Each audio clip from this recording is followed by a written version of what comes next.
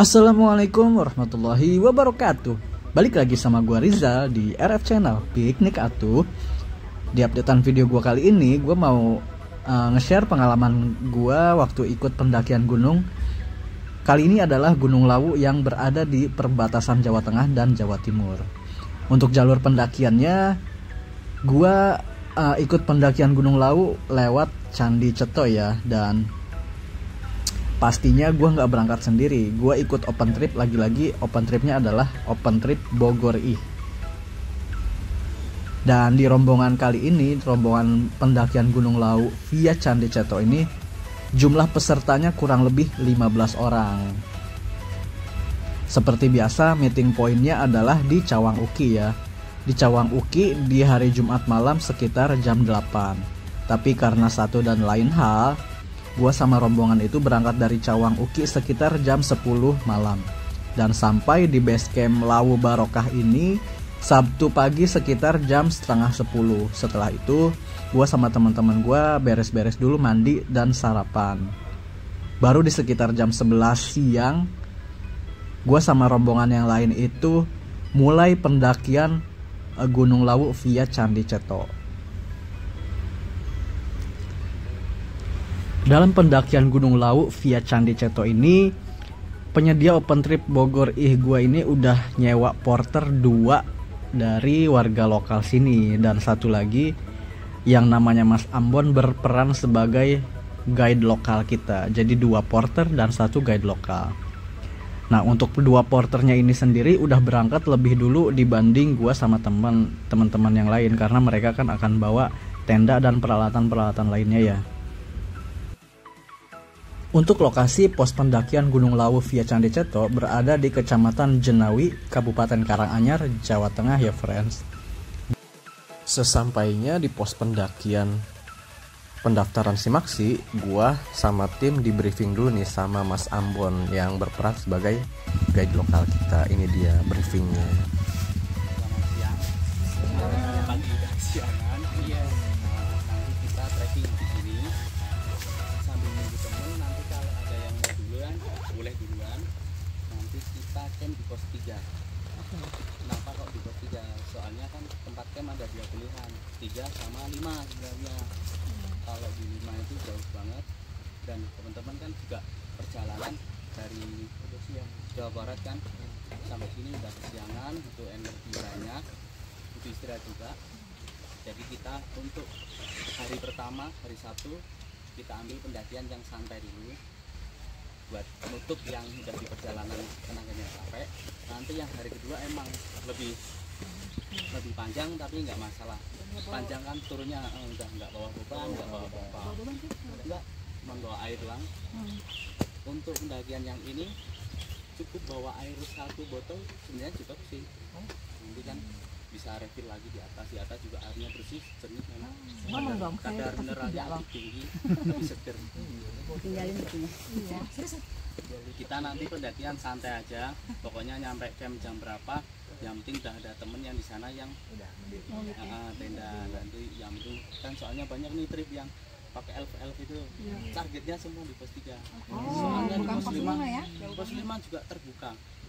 Untuk kondisi musim saat ini kan nggak bisa diprediksi. Banyak kan yang udah viral kan. Makanya itu kita ambil enak.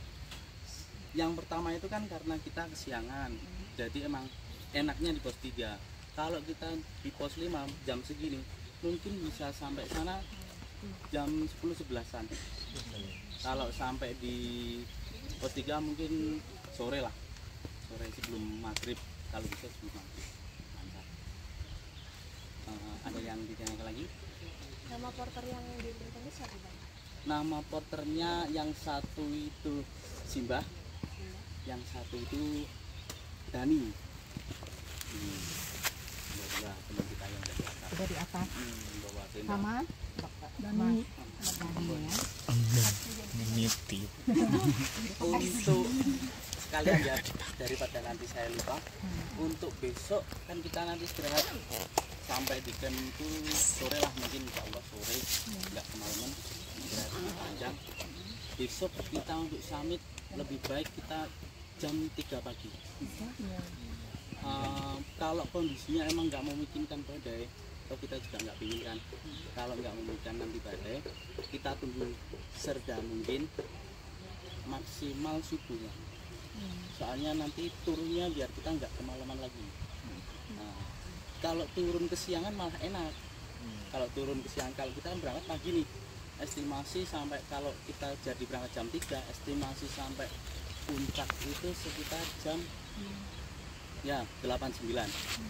Jam 8-9, nanti jam 10 lah, 10 tidak usah lama-lama. Kalau view-nya bagus lah, nggak masalah. Nggak usah lama-lama, nanti jam 10 atau jam 11, jangan sampai dur. Jam 11 maksimal kita udah turun sampai pos 3 lagi, nanti sekitar jam 2. Jam 2 nanti makan besar, makan nasi, langsung turun. Sebelum kita naik kan kita makan dulu, makan kecil nih buat tenaga ke puncak. Nanti di puncaknya nggak usah makan di warung, kalau ngeteh boleh, ngeteh ngemil, nanti makan besarnya, soalnya juga nanti kan antri kelamaan. Kita juga udah masak, udah beli logistik banyak kan dari iuran teman-teman semua. Ada yang mau ditanyakan?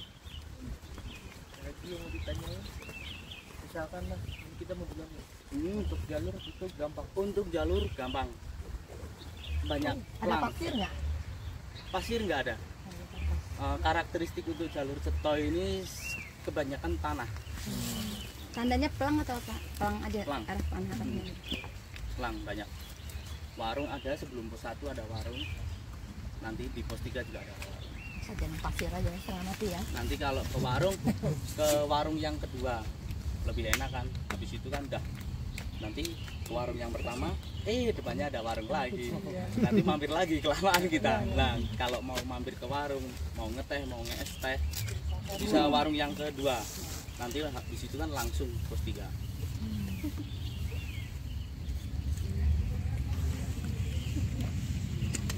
Gimana? Ada pertanyaan lagi?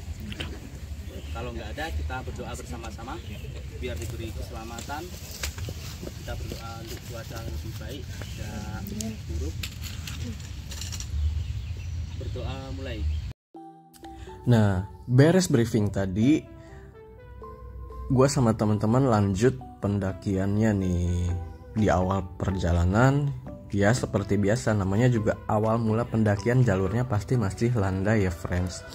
Dan itu di awal itu jalurnya adalah melewati area persawahan juga tuh, persawahan dari warga sekitar sini. Lewatin Candi Ketek juga, Candi Ketek. Dalam pendakian Gunung Lawu via Candi Ceto ini ada 2 pos yang bisa kalian jadikan untuk tempat camping nih friends. Ada pos 3 dan pos 5. Cuman berhubung gua sama rombongan ini memulai pendakian udah masuk waktu siang di jam 11 siang. Jadi Mas Ambon juga rekomendasiinnya kita camping di pos 3, karena kalau kita camping di pos 5 itu bisa kemalaman di jalan. So gue sama rombongan emang bakal camping di pos 3. Sebelum gue ikut pendakian Gunung Lawu via Candi Ceto, gue sempat browsing dulu kan untuk estimasi waktu tempuh total perjalanan dari base camp menuju puncak. Dan di situ tertera rata-rata sih nyebutin hampir 10 jam lebih ya. Waktu yang sangat lama bukan? Tapi tenang aja, tenang. Ternyata itu estimasinya ya tergantung dari kita juga sih sebagai pendakinya cepet atau lama jalannya. Dan pengalaman gua untuk perjalanan dari base camp menuju ke pos 3 itu nggak bakalan melelahkan banget karena jalurnya yang masih landai. Dan pada saat kemarin gua pendakian juga gua sama rombongan ini jalannya santai banget nih. Kalau yang pas di awal pendakian sampai pos 3 itu santai banget karena di setiap pos gua sama teman-teman gua tuh nyempetin waktu buat foto. Selain itu juga ada waktu istirahat juga tuh sebelum sampai posnya. Jadi untuk sampai di pos 3 itu nggak bakalan melelahkan. Jalan santai pun kalian bakalan sampai deh tuh di pos 3. Estimasi pendakiannya Dari base camp menuju pos 3 itu cukup di 4 jam aja. Karena gue sampai di pos 3 sekitar jam 3 sore. Tadi kan mulainya di jam 11 ya. 4 jam jalan santai, kalian bakalan sampai di pos 3. Gak melelahkan bukan?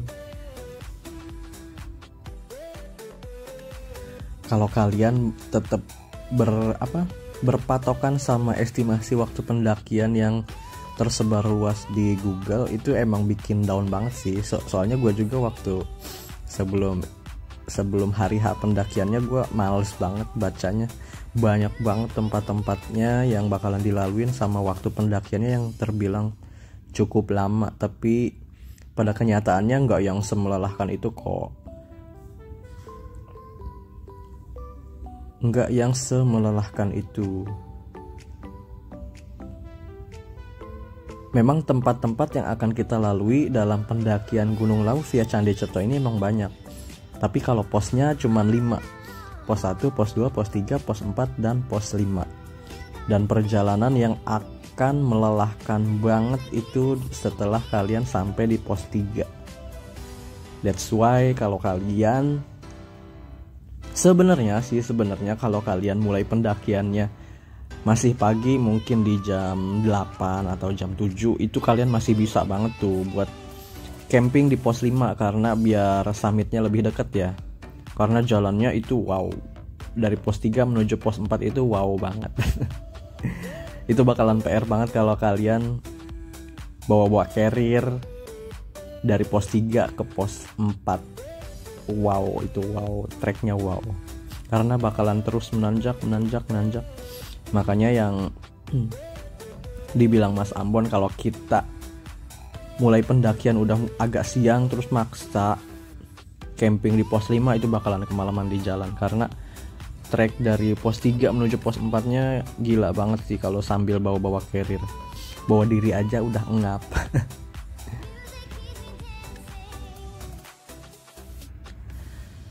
Nah, akhirnya setelah melalui perjalanan yang tidak terlalu melelahkan, gua sama rombongan sampai juga nih di pos 3, pos dimana kita bisa camping di sini. Dan udah terlihat lumayan banyak pendaki yang mendirikan tenda di sini. Oh iya, di pos 3 ini, pos 3 pendakian Gunung Lawu via Candi Ceto, itu ada sumber airnya ya, friends. Jadi kalau kalian kehabisan air, kalian bisa refill di sini di pos 3. Sama satu lagi ada fasilitas toiletnya juga. Jarang banget nih. Jarang banget di pos-pos pendakian gunung terus ada toiletnya, enak banget nih.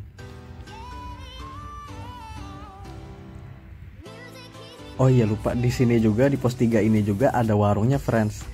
Jadi enak banget. Kayaknya kalau di gunung-gunung gini kenapa Indomie itu menggoda banget ya. Jadi kalau kalian lapar, kalian bisa jajan-jajan makan juga di warung yang ada di pos 3 ini. Untuk harganya kemarin gue beli Indomie plus telur itu 15.000, masih terjangkau lah ya. Sesampainya di pos 3 di tenda, hal pertama yang langsung gue lakukan adalah ganti baju. Gue naruh carrier di tenda ini bareng teman-teman gue yang lain tuh. Gue naruh carrier, gue langsung ganti baju. Soalnya di perjalanan tadi kan sempat turun hujan ya, makanya teman-teman gue juga pada pakai jas hujan tuh. Ini dia toiletnya ya guys. Toiletnya cuma satu, tapi udah lumayan banget lah ya. Di pos pendakian gunung ada toiletnya, jadi kalian gak bingung tuh kalau kalian mau buang air kan. Nah, setelah gue sama rombongan bermalam di pos 3, gue langsung summit di esok harinya di dini hari jam 4.20. Dan di jam 4.20 gue mulai summit, dan gue gak nge-shoot apa-apa karena masih belum kelihatan apa-apa kan. Gue langsung nge-shootnya itu pos 4 tadi. Di pos 4 tadi ada beberapa pendaki yang terdampar di situ karena gagal mencapai pos 5. Mungkin mereka udah kemalaman. Tapi emang sih paling rekomendasi itu pos 3 untuk camping, karena jalur dari pos 3 menuju pos 4 itu luar biasa kalau sambil bawa carrier.